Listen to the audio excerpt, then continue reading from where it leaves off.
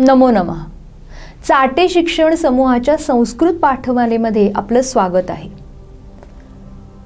तर गद्य आणि पद्य हा भाग बघायला आपण सुरुवात केलेली होती. त्यामध्ये पहिला पाठ आपण बघितला, त्या कुठला बघितलेला होता, आद्य कृषकः पृथुवैन्यः बघितलेला होता. त्यानंतर व्यसने मित्र परीक्षा एक बघितला, त्यानंतर अमूल्यम कमलम एक पाहिला. आता त्यानंतरचा भाग जर आपण बघितला तर तो आहे स एव परमाणुः. हा संवादातला भाग आहे. तुम्हाला मी मागच्या पाठामध्ये जसं सांगितलं पाठमालेमध्ये की स एव परमाणुः आणि प्रतिपदम संस्कृतम हे संवादाचे पाठ आहेत.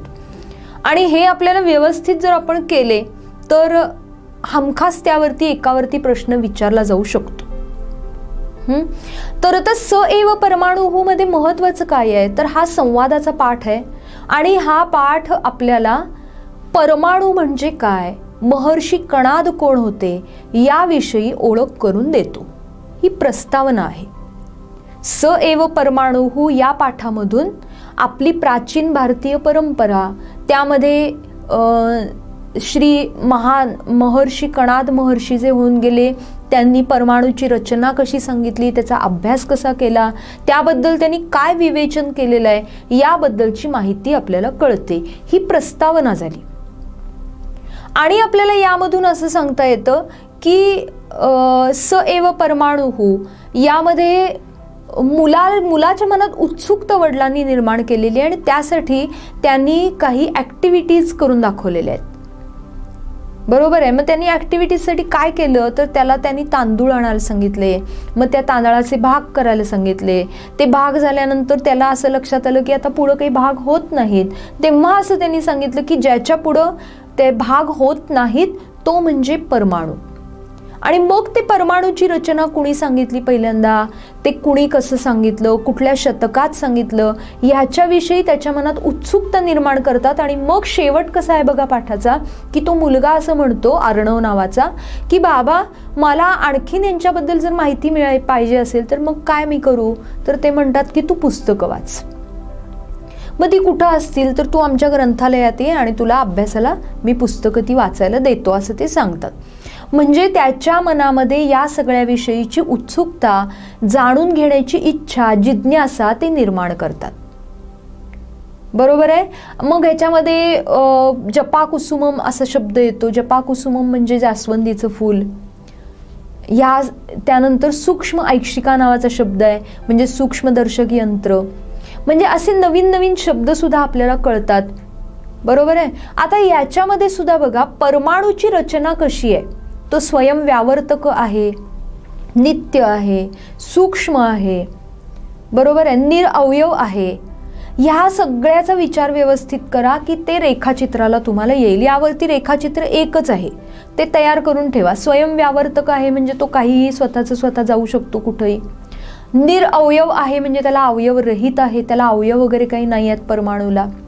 त्यानंतर सूक्ष्म आहे, बघा तुम्हाला तो कुठल्याही प्रकारे दिसत नाही. कारण परमाणूविषयी ज्या वेळेला कणाद महर्षी सांगतात त्यावेळेला ते असं सांगतात, जाल सूर्य जो आहे म्हणजे जाळं जे असतं किंवा धुसर असा जो प्रकाश आत आलेला असतो बघा, खिडकीतून वगैरे बघितला असेल, झरोका असायचा पूर्वीच्या काळी, तर त्यामधून जो असा झरोक्यातून जो एक प्रकाशाचा झोत येतो तर तो जर आपण बघितला तर त्याच्यामध्ये असे असंख्य बारीक बारीक कण असे हलताना दिसतात, झमझमझम. तर त्यांचं असं म्हणणं आहे महर्षी कणादांचं की त्यातला बारीक कण आपण डोळ्यांनी बघू शकत नाही बरं का. तो फक्त आपण प्रकाश त्याच्यावर पडलेले असल्यामुळं तो आपल्याला बारीकसा दिसतो. पण तो कण जर आपण घेतला आणि त्याचा 6वा षष्ठतमः भाग, त्याचा 6वा भाग आपण केला तर जो काही मिळेल तो म्हणजे परमाणू, असं कणाद महर्षींनी कधी सांगून ठेवलं बघा. इसवी सनाच्या कुठल्या शतकात सांगितलं हे सगळं लक्षात ठेवायचं. कळले व्यवस्थित. आणि मग त्यांनी सांगितलेलं विवेचन काय आहे. मग परमाणू म्हणजे कसा असतो तर स्वयं व्यावर्तकः, सूक्ष्मः, निरअवयवः, त्यानंतर नित्यः म्हणजे तो कधीही संपत नाहीये. भारताचं जे काही तत्वज्ञान आहे त्यामध्ये तेच सांगितलेलं आहे की जसं एनर्जी ही असतेच ती नष्ट होत नाहीये, ती फक्त एका फॉर्ममधून दुसऱ्यामध्ये ती वेगवेगळ्या प्रकारे मांडली जाऊ शकते, ती ट्रान्सफॉर्म इकडची तिकडे जाऊ शकते, बरोबर आहे. मग तसं एनर्जी जशी आहे तसेच हे सगळे परमाणू नावाची जी शक्ती आपण मानतो ती, तर ही शक्ती आहेच, ती फक्त छोट्या छोट्या भागांमध्ये जातीये, परत येतीये, परत जातीये, परत येतीये. हे तत्वज्ञान आहे भारताचं. तेच सांगितलं जातं यामधून. आणि तीच कल्पना कणाद महर्षींनी मांडलेली आहे की परमाणू म्हणजे काय तर असा आहे, आणि त्याच्यापासून बनलेले कणाकणापासून काहीतरी बनतं, ती म्हणजे एखादी वस्तू आहे. कळलंय का? म्हणजे त्यावेळेला कणाद महर्षींनी हे सांगून ठेवलेलं आहे. हे वडिलांना मुलाला सांगायचंय, आणि त्याच्या मनात अशी जिज्ञासा त्यांनी निर्माण केली की जुनी पुस्तकं वाच, तुला बरंच ज्ञान प्राप्त होईल. लक्षात आलं? तर असा हा स एव परमाणु हा पाठ आपल्याला आहे. याच्यावरती तुम्ही माध्यम भाषेय उत्तरम लिखतला स एव परमाणु हा पाठ आपल्याला कणाद महर्षींची ओळख करून देतो. कणाद महर्षींनी परमाणूविषयी इसवी सनाच्या 5व्या शतकामध्ये काय मांडलं ते आपल्याला कळतं. त्यानंतर परमाणूची रचना आपल्याला कळते, परमाणूविषयी त्यांचं मत काय होतं हे आपल्याला कळतं. ही प्रस्तावना झाली. उत्तर तुम्हाला काय असेल ते अपेक्षित लिहा. आणि शेवट करताना अशा रीतीने महर्षी कणादांनी किंवा या पाठामध्ये असं असं सांगितलं, हा शेवट आला पाहिजे. 3 टप्पे उत्तराचे झालेच पाहिजेत, प्रस्तावना, उत्तर आणि शेवट. लक्षात आलंय? त्याच्या पुढचा पाठ कुठला आहे हो? त्याच्या पुढचा पाठ आपण जर बघितलं तर संस्कृत नाट्यस्तबक आहे, जो संयुक्तला स एव परमाणु आहे. अमूल्यम कमलम नव्हता, पण स एव परमाणु आहे. त्यांनी पण याची व्यवस्थित तयारी करायची आहे. आता स एव परमाणु आणखीन एक स एव परमाणु बद्दल सांगायचं तर त्याच्यामध्ये बरीच आपल्याला आज्ञार्थाची म्हणजे लोट लकाराची उदाहरणं दिसतात. ती सगळी लक्षात ठेवा. म्हणजे गच्छ म्हणजे जा, गच्छतु, आनय, बरोबर आहे. तंडुलान आनय, आनय म्हटलं की तो शून्यतम त त्यामध्ये आला, म्हणजे लकार लक्षात ठेवा. इथं त्वम ऐवजी भवांची खूप वाक्य आपल्याला इथं दिसतात. त्यानंतर वाच्य परिवर्तन ओळखायला, वाच्य परिवर्तनसाठी करायला अशी सूचनानुसार मध्ये आपल्याला वाक्य काही दिसतात. तर ह्या सगळ्याचा विचार करत करत पुढे चला. आता पुढचा पाठ कुठला आहे आपल्याकडं तर संस्कृत नाट्यस्तबक, जो संयुक्तला संस्कृत नाट्य युग्मम म्हणून आहे. कारण युग्म याचा अर्थ दोन, जोडी. दोनच त्यांना दिलेले आहेत. एक आहे कर्ण आणि कर्णभार मधलं एक संवाद आहे, आणि एक आहे तो दुष्यंताचा अभिज्ञान शाकुंतलातला संवाद आहे. तर असे 2 संवाद संयुक्तला आपल्याला दिसतात, आणि संपूर्णला मात्र आपल्याला 3 संवाद दिसतात. एक मधला संवाद वसंतसेना रदनिका यांचा आहे, तो आहे मृच्छकटिक नावाच्या नाटकामधला. आता प्रत्येक वेळेला माध्यम भाषेय उत्तरम लिखत येऊ शकतं याच्यामध्ये. ते जर आलं तर प्रस्तावना लिहिताना पहिल्या याला अभिज्ञान शाकुंतल, दुसरा भाग जो आहे तो कुणाला संपूर्णला, त्याच्यामध्ये मृच्छकटिकम नावाचं नाटक आपल्या पुस्तकामधले पाठ्यपुस्तकामध्ये वर प्रस्तावना आहे बघा, त्यात आहे. आणि तिसरं जर बघितलं कर्णावरचं नाटक तर कर्णभार नावाचं नाटक आहे, भासानं लिहिलेलं आहे. या गोष्टींचा उल्लेख करायचा आहे. अर्थ लिहिताना तुम्हाला गरज नाही, हा सरलार्थ लेखनाचाच प्रश्न आहे. लिहिलेला आहे बघा सरलार्थ लेखनम, म्हणजे तिथं सरळ अर्थ लिहायचा आहे आपल्याला. त्याच्यासाठी महत्त्वाचा धडा आहे. आला तर त्याच्यावरती प्रश्न तुम्हाला माध्यम भाषेय उत्तरम लिखतमध्ये येऊ शकतो. पण सरलार्थ लेखन हा त्याचा महत्त्वाचा भाग आहे. अर्थलेखन करत असताना प्रस्तावनेची गरज नाही. कळलं व्यवस्थित? आता अर्थलेखन करत असताना पहिला भाग जो दिसतो आपल्याला दुष्यंताचा, यामध्ये दुष्यंत, वैखानस आणि सूतन म्हणजे सारथी. सूतला स ला दुसरा उकार आहे. आता काही मुलं राज्य असं लिहितात, राज्य नाही राजा. राजा लिहिताना ज नुसता, जल य नाही. राज्य म्हटलं तर राजाचं राज्य होईल, राजा म्हटलं की नुसता राजा.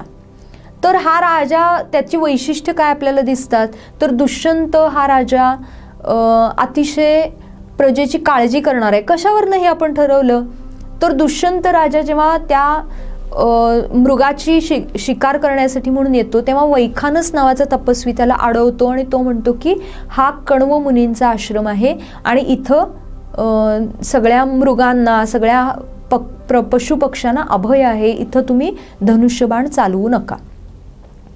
बर, अधिकार आहे ना राजाकडं, म्हणजे राजा असं म्हणू शकतो की नाही मी करणार हे, तू कोण विचारणार. तर तो तसं नाही म्हणत. तो ठीक आहे म्हणतो, आपला धनुष्य तो मागं घेतो. याचा अर्थ तो आज्ञाधारक आहे, वडीलधाऱ्यांचं ऐकतो किंवा प्रजेचं ऐकतो, प्रजेचं कल्याण करणारा आहे, प्रजेचा विचार करणारा आहे. आता वैखानस त्याला असं सांगतो की आश्रमामध्ये जाऊन तुम्ही आश्रमवासियांना भेटून या, मग तुमचा आदरातिथ्य करतील तिथं, असं तो सांगतो.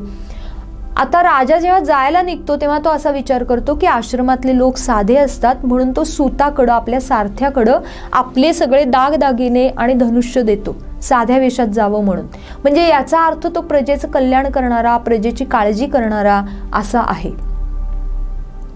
लक्षात आलेलं आहे. म्हणजे ही स्वभाव वैशिष्ट्य दुष्यंताची द्यायची. आता मग अर्थलेखन करताना अचूक अर्थ लिहिला पाहिजे, हे महत्वाचं. शब्दशः भाषांतर करा, पण अर्थ अचूक लिहा आणि वाक्याचा अर्थ बदलता कामा नये. ह्या गोष्टी जर आपण करत असू तर नक्कीच आपल्याला पैकीच्या पैकी 4 पैकी 4 गुण याला मिळू शकतात. आणखीन एक लक्षात ठेवा, 4 ते 5 ओळीच येतात. फार मोठ्या ओळी 10 ओळी 15 ओळी तुम्हाला लिहायला कुणीही देणार नाही.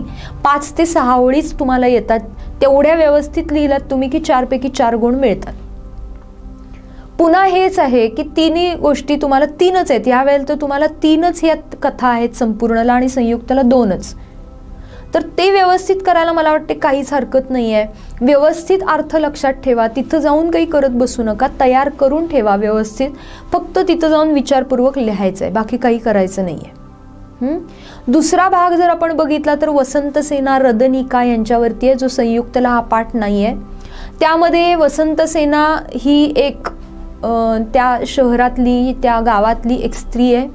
तिच्याकडं रदनिका आपल्या छोट्याशा मुलगा तिचा नाही आहे बरं का, आई वगैरे काही लिहायचं नाही. एक चारुदत्त नावाचा त्यामध्ये एक धनिक मनुष्य होता, तो आता गरीब झालेला आहे.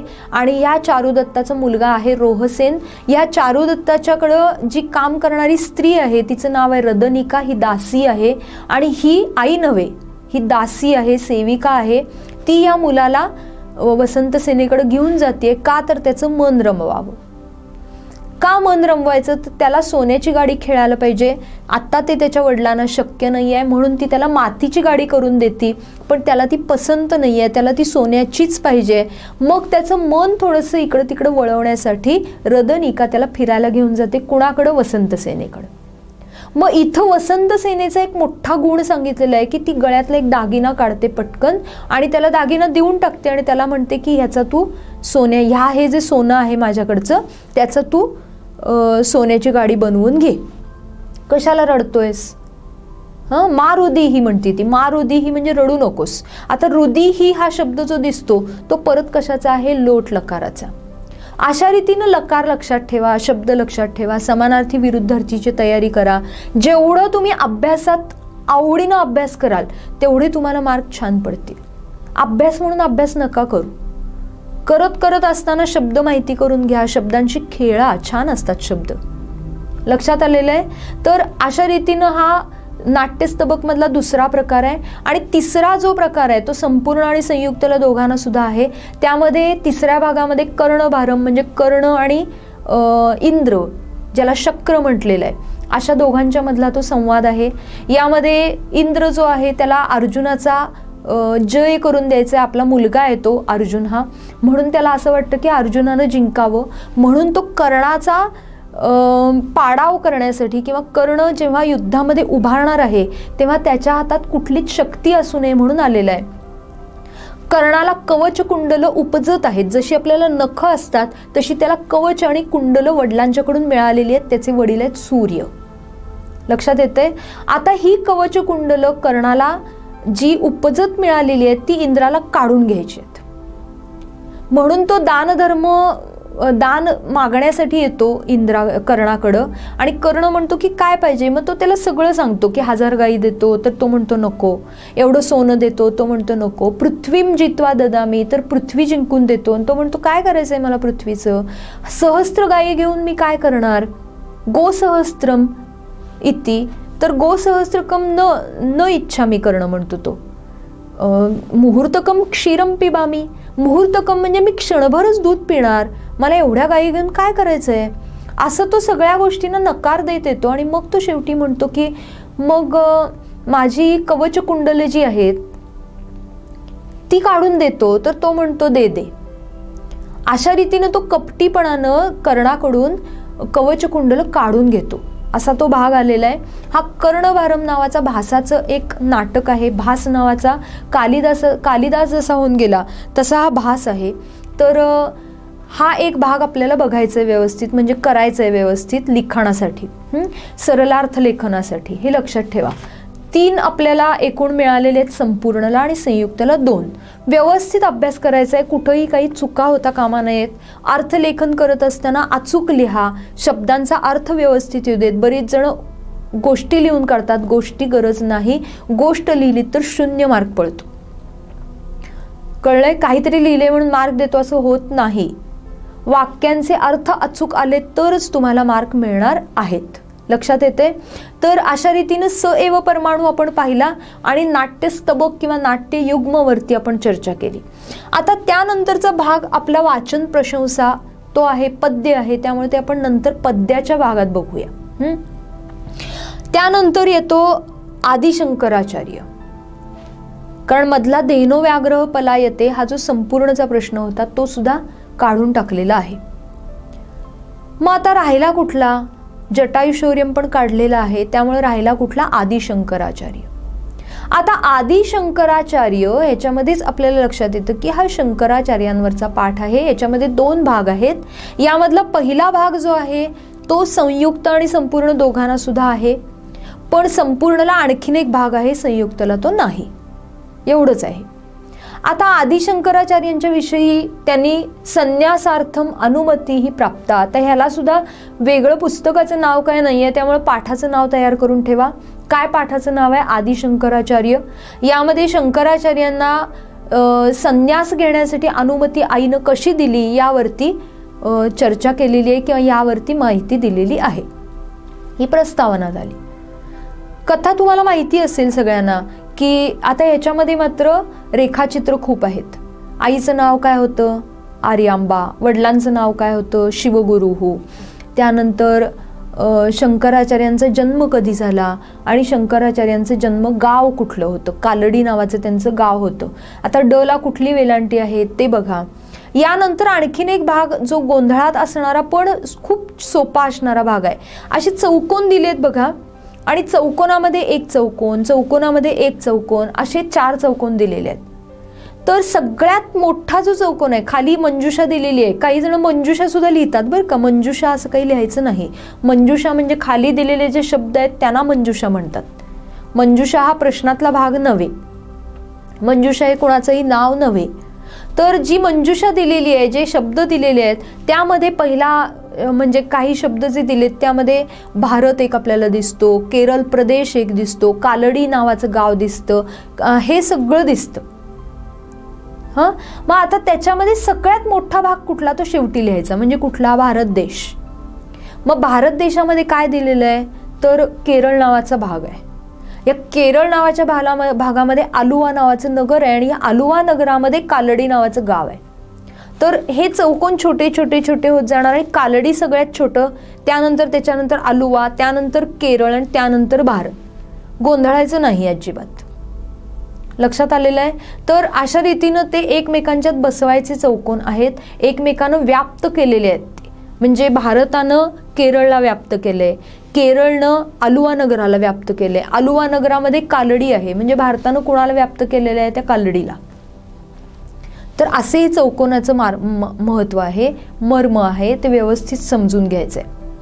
त्यानंतर शंकराचार्यांनी कुठल्या वर्षी काय काय केलं? अष्टादशे ते एक श्लोक आहे बघा.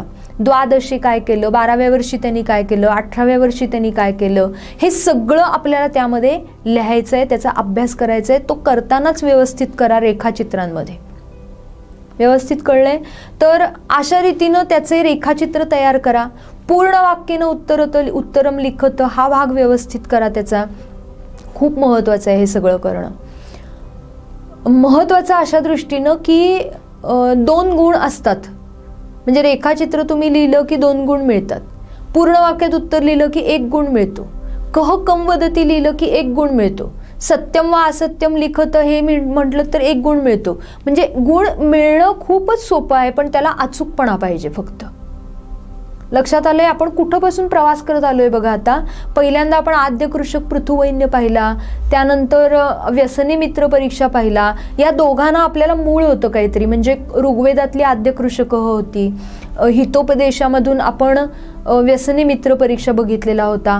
पण त्यानंतर आपण बघितला स एव परमाणुहू. स एव परमाणुहूला मात्र पाठाचं नावच फक्त आपल्याला माहिती आहे. अमूल्यम कमलम पाठाचं नावच माहिती आहे, पण हा बुद्धांच्या काळातला आहे. आणि स एव परमाणु हा महर्षी कणादांची ओळख करून देणारा पाठ आहे. हे सगळं आपण पाहिलं, लक्षात आलेलं आहे. त्यानंतर आपण आत्ता पाहिलं संस्कृत नाट्यस्तबक एक बघितलं, त्यामध्ये संपूर्णला 3 आहेत, संयुक्तला 2 आहेत. त्याचा अर्थ कसा असतो, त्यानंतर त्याच्यावरती प्रश्न जर पडले तर प्रस्तावना वगैरे काय लिहायची हे आपण पाहिलं. आणि त्यानंतर आपण चर्चा केली ती म्हणजे आदि शंकराचार्य. यामध्ये 2 भाग आहेत. एका भागामध्ये आपल्याला संन्यास घेण्यासाठी अनुमतीम प्रार्थना कशी केली शंकराचार्यांनी आईकडं. मग त्यासाठी एक प्रसंग नाट्यात्मक घडला, तो खरा खोटा आपल्याला माहित नाही, पण तो घडला असं दिलेलं आहे. आणि मग तो प्रसंग घडल्यावर त्यांच्या आईनं काय केलं की त्यांना संन्यास घेण्यासाठी अनुमती दिली. कारण हा छोटासा शंकर होता, त्याला सारखं असं वाटायचं की आपण आता संन्यास घ्यावा, पण आई काय अनुमती द्यायची नाही. तिला मात्र त्यांच्या विवाहाविषयी चिंता पडलेली असायची. पूर्वी लहान काळात लहान वयातच लग्न व्हायची, त्यामुळं त्यात काय आश्चर्य नव्हतं. आता हे सगळं झाल्यानंतर आईला असं वाटायला लागलं की यांचं लग्न करावं, पण ते काय तयार होईनात. आणि एक दिवस असेच ते आंघोळीला गेलेले असताना पूर्णा नदीवरती आंघोळीला गेलेले. बघा, गोंधळ करू नका, पूर्णा नावाची नदी आहे. या नदीवरती गेलेले असताना मगरीनं पाय पकडला आणि मग शंकरला असं वाटलं की आता आपलं काही खरं नाही आहे. त्यांच्या आईला पण असं वाटलं की आता शंकर गेला. आणि मग शंकराचार्यांनी त्यावेळेला तिला असं सांगितलं आईला की आई, आता मी जाणार आहे, तर शेवटची इच्छा म्हणून मला संन्यास घेण्याची अनुमती दे. म्हणजे बघा, जीव जातोय तेव्हा सुद्धा त्या छोट्याशा मुलाला असं वाटायला लागलं की आपण संन्यास घ्यावा. मग आईनं असं सांगितलं की काय मनात आहे बाबा तुझ्या, तसं कर, आता काही पर्याय नाही आहे. आणि एवढं म्हटल्यानंतर आश्चर्यकारक घटना घडली आणि त्या मगरीनं त्यांचा पाय सोडला, ती निघून गेली आणि शंकराचार्य काठावर आले. शंकराचार्यांना आईनं दिलेली होती संन्यास घेण्यासाठी अनुमती, ती त्यांनी प्राप्त केलेली होती. काम संपलेलं होतं. संन्यास घेऊन शंकराचार्य संन्यास घेण्यासाठी, इतर दीक्षा घेण्यासाठी म्हणून बाहेर पडले. जाताना त्यांनी आईला काय सांगितलेलं होतं की जेव्हा कधी तू माझी आठवण काढशील तेव्हा मी परत येईन. ह्या सगळ्या गोष्टी लक्षात ठेवा. आणि त्यांनी सांगितलेलं होतं की हा काय असतो तर संपूर्ण विश्वाचा, संपूर्ण जगाचा तो पालन करता असतो, मुलगा असतो. असं ते पाठाचं हे आहे. त्यानंतर दुसरा भाग जो आहे तो संयुक्तला नाही पण संपूर्णला आहे. संपूर्णला काय आहे त्याच्यामध्ये तर विद्या कुणाकडूनही, ज्ञान कुणाकडूनही घ्यावं असं शंकराचार्यांचं जे मत होतं ते कसं होतं तर फाटका तुटका जीर्ण वस्त्र धारण केलेला असा एक गलिच्छ मनुष्य समोरून येत होता. हे नदीवरती शंकराचार्य आणि त्यांचे शिष्यगण हे नदीवरती आंघोळीला चाललेले होते. आणि त्यावेळेला अचानकपणे तो माणूस आडवा आल्यावर संन्यासांनी अपसर अपसर असं म्हटलं. अपसर म्हणजे दूर व्हा, दूर व्हा. तो मनुष्य शांतपणाने म्हणाला की माझं शरीर आणि तुमचं शरीर पंचमहाभूतापासून निर्माण झालेलं आहे. मग अपसर म्हणजे शरीराला म्हणतोयस का, मग मला म्हणतोयस का तुला म्हणतोयस, कारण मला म्हटलंस तरी ते तुला लागणार आहे. महान किती विचार होता बघा. त्यानंतर त्यांना असं सांगितलं की जर तू आत्म्याला म्हणत असशील की दूर हो दूर हो, तर माझा आत्मा ह्या शक्तीचाच एक भाग आहे, तुझा आत्मा ह्या शक्तीचाच भाग आहे. म्हणजे आपल्या दोघांचेही आत्मे हे त्या शक्तीचाच भाग आहेत. मग जर तू अपसर म्हणजे बाजूला हो म्हणतोयस तर ते शक्तीलाच म्हणतोयस ना. म्हणजे मला म्हटलं काय आणि तुला म्हटलं काय, काय फरक पडतो. ह्यालाच म्हणतात द्वैत अद्वैत वगैरे. अद्वैत सिद्धांत मांडला शंकराचार्यांनी. अद्वैत म्हणजे काय, शरीर आत्मा हा कुणाचाच वेगळा नाहीये. प्रत्येक जो काही जीव निर्माण झालेला आहे त्याचा जो काही आत्मा आहे तोच प्रत्येक जीवाचा आत्मा आहे. कारण हा आत्मा हा सगळ्यांचा मिळून एका शक्तीचा आत्मा आहे. म्हणजे याला म्हणायचं अद्वैत सिद्धांत. आणि याचा प्रसार आणि प्रचार करत शंकराचार्य सगळीकडं आ सेतू हिमाचलम म्हणजे अगदी सगळीकडं ते फिरले. सेतू म्हणजे अगदी समुद्रापासून कन्याकुमारीपासून ते हिमालयापर्यंत ते हा सगळा प्रपंच घेऊन हिंडले.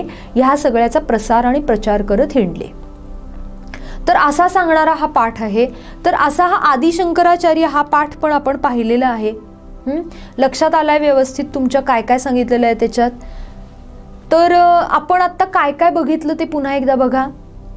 आपण आत्ता बघताना स एव परमाणुः, त्यानंतर अमूल्यम कमलम, त्यानंतर नाट्यस्तबक बघितलं. नाट्यस्तबकमधले 3 पार्ट आपण बघितले, 3 भाग बघितले. संयुक्ताला त्याच्यातले 2च येतील. त्याचा अर्थ व्यवस्थित लिहायचा आहे, त्याची चर्चा आपण केली.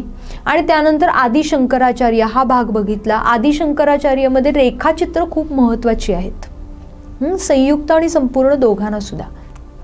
त्यानंतर तो श्लोक लक्षात ठेवा व्यवस्थित. अष्टादशे, त्यानंतर द्वादशे ते पण लिहिलेलं असतं बघा. अष्टादशी काय केलं त्याने, द्वादशी काय केलं, हा पण एक रेखाचित्राचा भाग आहे.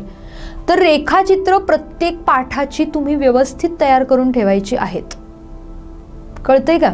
त्याच्यामध्ये कुठेही चाल ढकल नको, कारण ते पैकीच्या पैकी गुण मिळवून देतात आपल्याला. फक्त वरचं खाली बघून काढायचं असतं.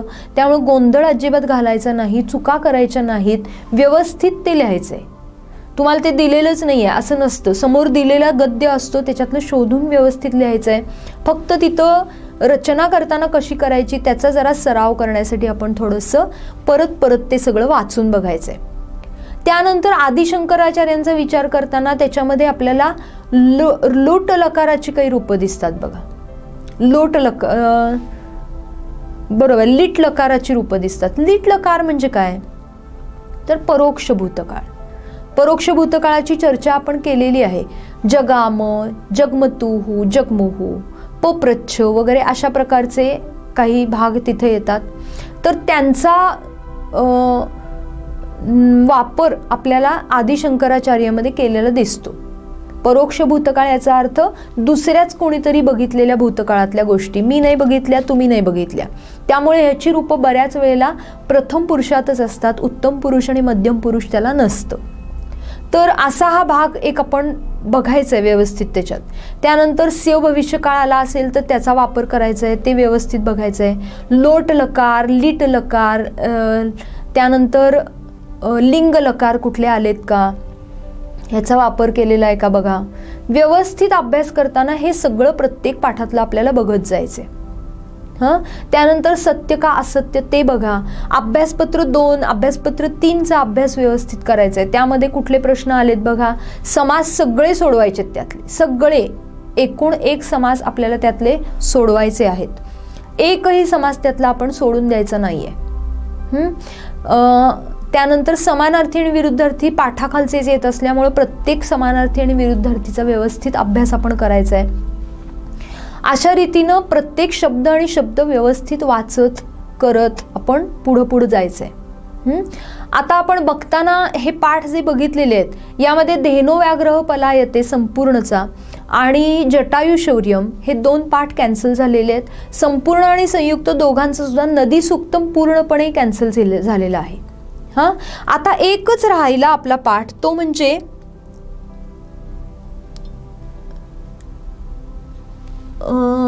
त्याच्या पुढचा पाठ कुठला राहिलाय बघा. आपला एकच राहिला, प्रतिपदम संस्कृतम. प्रतिपदम संस्कृतम हा पाठ बघताना प्रतिपदम म्हणजे प्रत्येक पावलाला संस्कृत कसं बघायचं, संस्कृतचा आपण अभ्यास कसा करू शकतो, संस्कृतचा वापर कसा करू शकतो, हे आपल्याला या पाठामध्ये सांगितलेलं आहे. ह्याला बाकी काही इंट्रोडक्शन आपण देऊ शकत नाही. पाठाचं नाव तेवढं व्यवस्थित देऊ शकता तुम्ही प्रस्तावनेमध्ये.